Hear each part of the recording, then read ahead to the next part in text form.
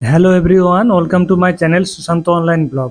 তো আজকে এক ইম্পর্ট্যান্ট আপডেট নিয়ে চলে এসেছি। সবথেকে গুরুত্বপূর্ণ আপডেট হচ্ছে যেসব স্টুডেন্টরা এইচএস পাস করে অনেক দিন ধরে দীর্ঘ অপেক্ষায় ছিল যে কবে অ্যাডমিশন শুরু হবে কলেজের জন্য, কবে আমরা ভর্তি হতে পারবো।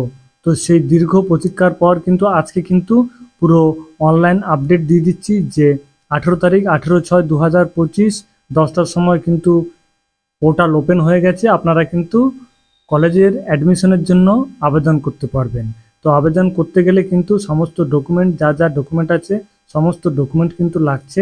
তো আপনারা ওগুলো যত্ন সহকারে পুরো নিয়ে আসবেন, এবং কারো যদি কোনো রকম প্রবলেম হয় তাহলে আমার সাথে যোগাযোগ করুন, আমি কিন্তু অনলাইনে অ্যাপ্লিকেশন করে দেবো। ওপেন হয়ে গেছে সেন্ট্রালাইজ অ্যাডমিশন পোর্টাল, অর্থাৎ এই পোর্টালের মাধ্যমে কিন্তু আপনি যে সর্বোচ্চ 25টা বিভিন্ন জায়গায় আপনি কলেজের অ্যাডমিশন হতে পারবেন শুধুমাত্র ঘরে বসেই।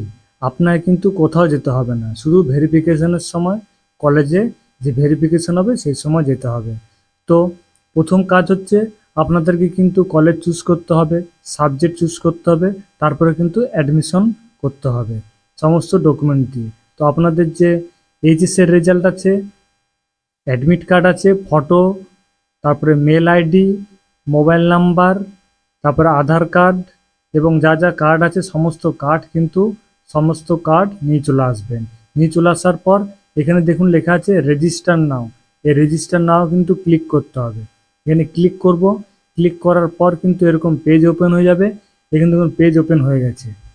তারপরে এখানে দেখুন লেখা আছে যে এন্টার মোবাইল নাম্বার। এখানে মোবাইল নাম্বার দিয়ে দিতে হবে। এখানে কিন্তু একটা আপনার ভ্যালিড ইমেল আইডি দিয়ে দিতে হবে। ইমেল আইডি দেওয়ার পর এখানে কন্টিনিউ টু নেক্সট স্টেপ এখানে কিন্তু ক্লিক করতে হবে।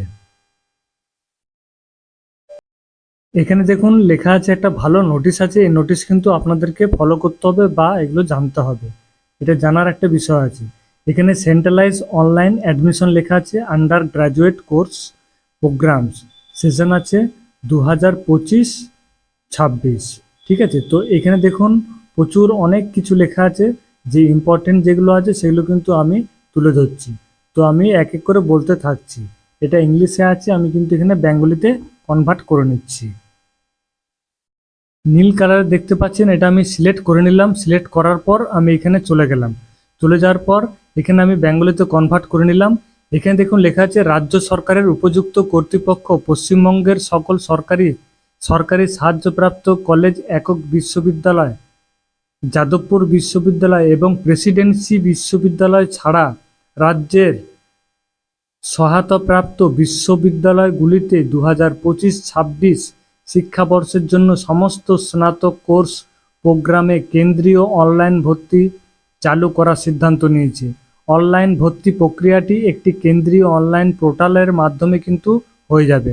রাজ্য পর্যায়ে একটি অনলাইন পোর্টাল তৈরির উদ্দেশ্য হলো যে শিক্ষার্থীদের কলেজ কোর্স প্রোগ্রাম নির্বাচন করার সুযোগ খুব ভালো থাকবে। সিস্টেমে কিন্তু স্বচ্ছতা থাকবে নিশ্চিত করা যাচ্ছে। রাজ্যের স্নাতক স্তরের সর্বাধিক সংখ্যক আসন পূরণ করা এবং উদ্দেশ্য যে কোনো স্বীকৃতি কাউন্সিল বোর্ড বিশ্ববিদ্যালয় থেকে দ্বাদশ শ্রেণী বা সমমানের পরীক্ষায় উত্তীর্ণ শিক্ষার্থীদের কাছ থেকে একটি সাধারণ পোর্টালের মাধ্যমে এখানে অনলাইনে আবেদনপত্র আহ্বান করা হবে। এখানে বলছে যে প্রেসিডেন্সি বিশ্ববিদ্যালয়, যাদবপুর বিশ্ববিদ্যালয় কলেজ এবং সংখ্যালঘু শিক্ষা প্রতিষ্ঠান কলেজ, প্রশিক্ষণ কলেজ, আইন কলেজ, চারুকলা ও পারফর্মিং আর্টস, কারুশিল্প, নৃত্য, সঙ্গীতের মতো কোর্স অফার করে এমন কলেজ ও বিশ্ববিদ্যালয়, ইঞ্জিনিয়ারিং, ফার্মেসি, নার্সিং, চিকিৎসা কোর্স, স্ব অর্থায়ন বেসরকারি কোর্স অফার করে এমন কলেজগুলি কেন্দ্রীয়ভূত ভর্তি ব্যবস্থার আওতায় বাইরে থাকবে। এখানে দেখুন লেখা আছে জেনারেল গাইডলাইন্স। এখানে অ্যাপ্লিকেশন লেখা আছে, এটা আমি সিলেক্ট করে নিলাম এবং বেঙ্গলিতে কনভার্ট করে নিলাম। এখানে দেখুন লেখা আছে 10+2 অর্থাৎ 12 পাস যারা করেছেন, উত্তীর্ণ হয়েছেন যে কোনো প্রাপ্তি অনলাইন কেন্দ্রীয় পোর্টালে নিবন্ধন করতে পারবেন, তবে সংশ্লিষ্ট বিশ্ববিদ্যালয়, কলেজ, উচ্চশিক্ষা প্রতিষ্ঠান কর্তৃক নির্ধারিত পাশের বছরের শর্তাবলী সাপেক্ষে। তো এখানে দেখুন লেখা আছে যে একজন প্রার্থী পোর্টালে নিবন্ধের আগেও কোর্স, প্রোগ্রাম, কলেজ এবং বিশ্ববিদ্যালয় অনুসন্ধান করতে পারবেন এবং সমস্ত প্রাসঙ্গিক বিবরণ যেমন কোর্স, প্রোগ্রাম ভিত্তিক যোগ্যতার মানদণ্ড, আসন সংখ্যা, মেধা সূচক গণনার সূত্র, বিষয়গুলির সমন্বয়, কলেজ প্রোফাইল ইত্যাদি কিন্তু অ্যাক্সেস করতে পারবেন।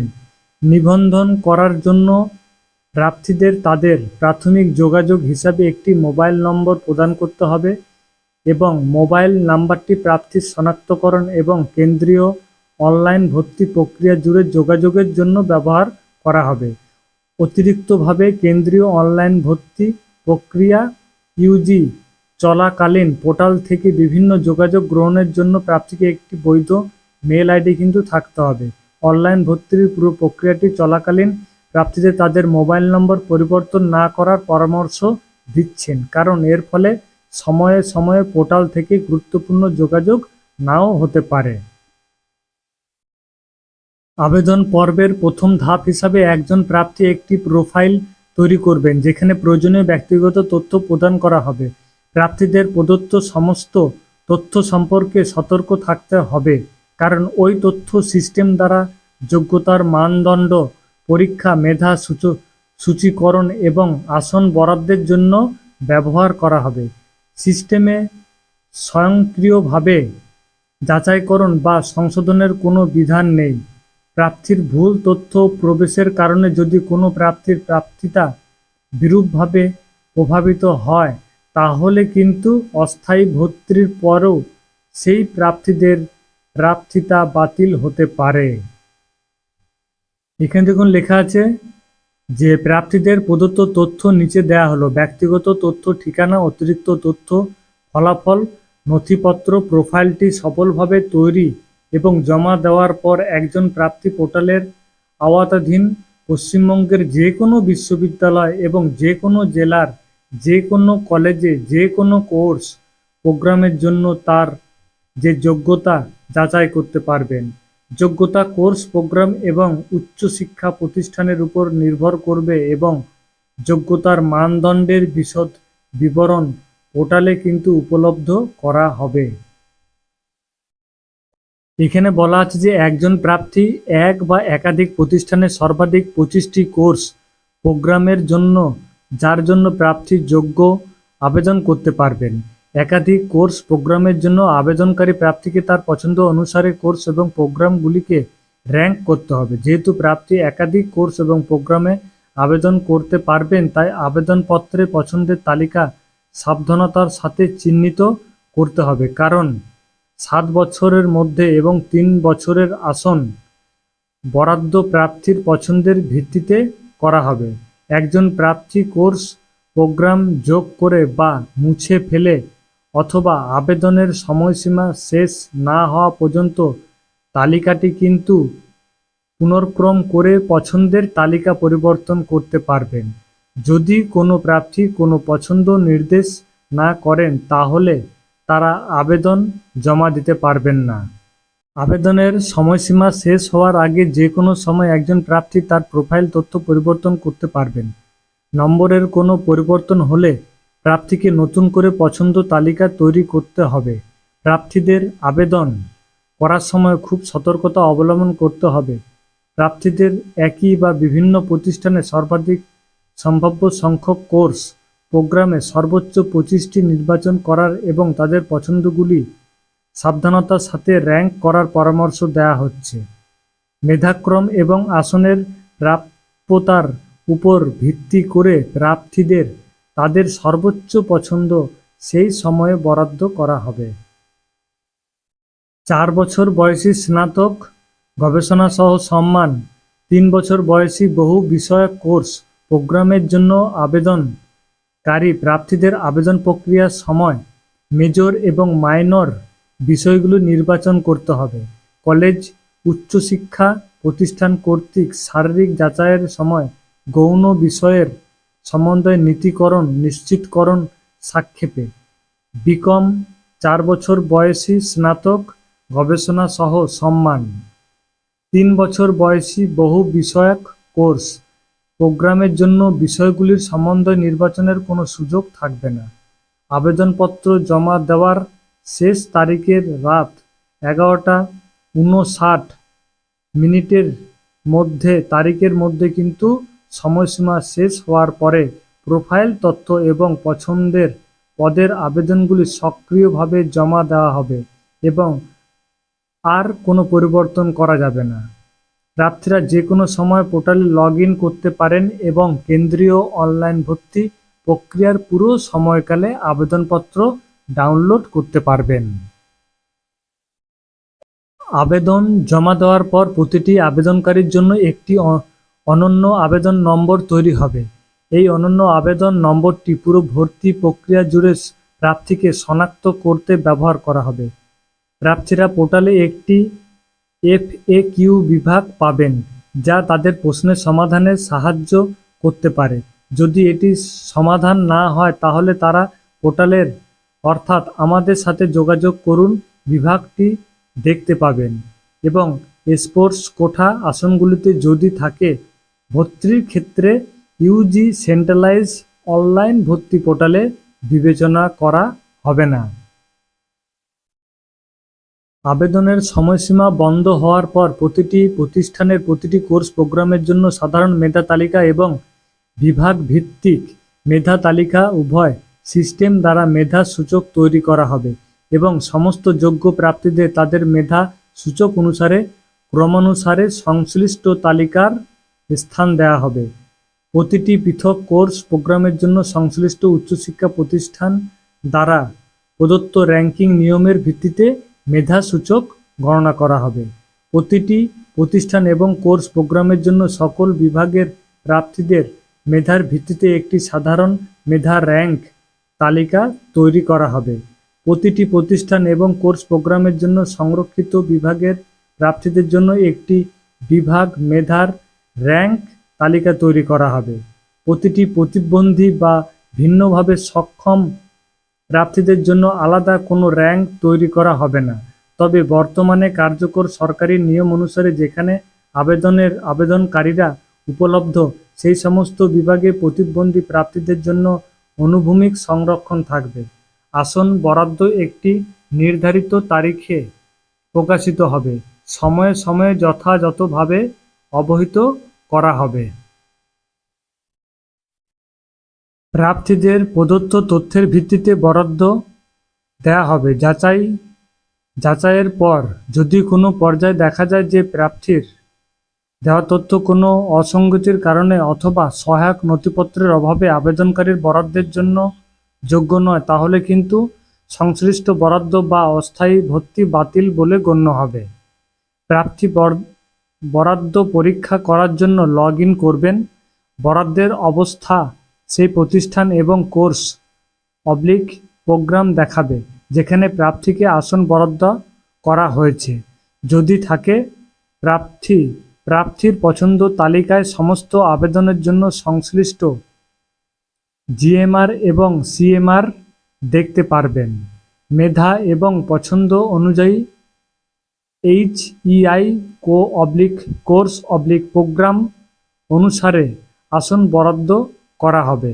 সামাজিক বিভাগ নির্বিশেষে প্রার্থীদের UR আসন বরাদ্দ দেওয়া হবে। প্রতিবন্ধী প্রার্থীদের তাদের নিজ নিজ আসনের বিপরীতে রাখা হবে।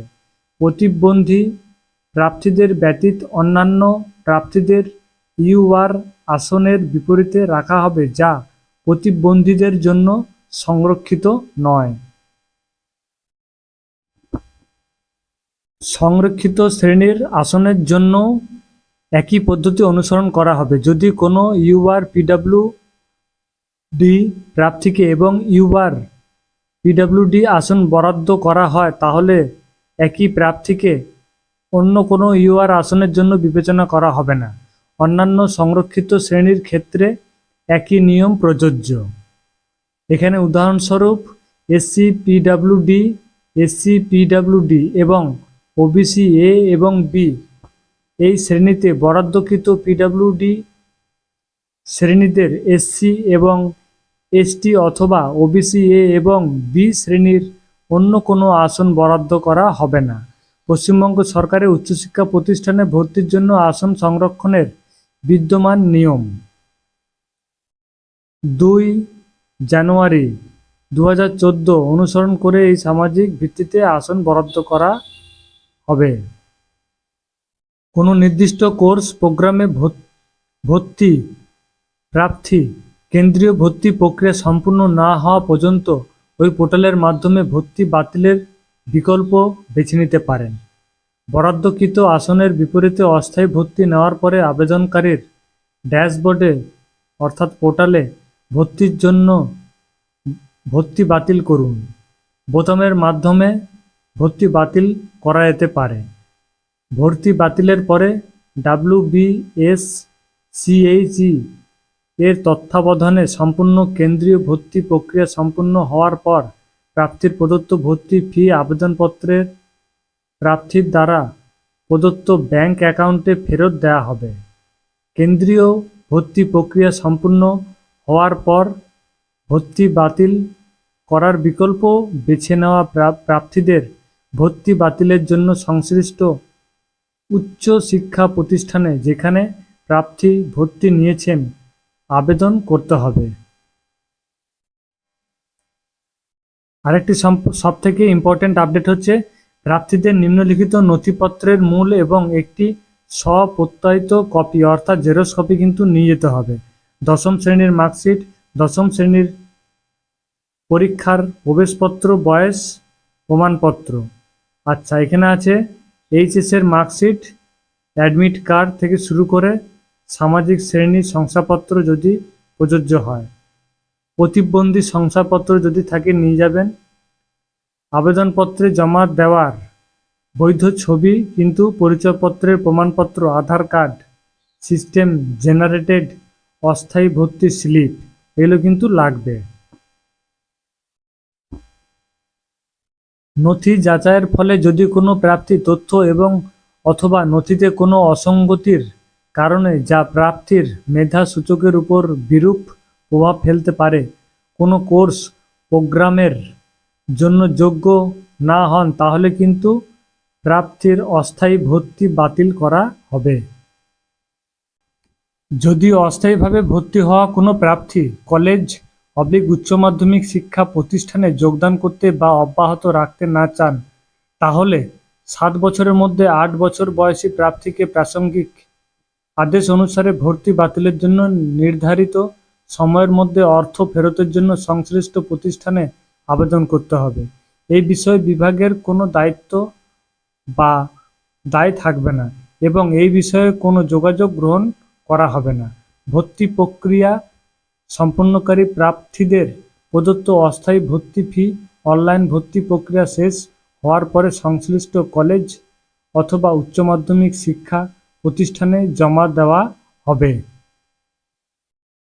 তো আজকে আমি সেন্ট্রালাইজ যে অ্যাডমিশন পোর্টাল, সেই পোর্টালের আমি ইম্পর্টেন্ট যে আপডেট, সেই আপডেট আমি দিয়ে দিলাম। আজ থেকে কিন্তু অলরেডি শুরু হয়ে গেছে কলেজের অ্যাডমিশনের জন্য। তো কারো যদি কোনো রকম প্রবলেম হয়ে থাকে তাহলে আমার সাথে যোগাযোগ করুন, আমি কিন্তু অনলাইনে অল টোটাল প্রসেসিং বলে দেবো।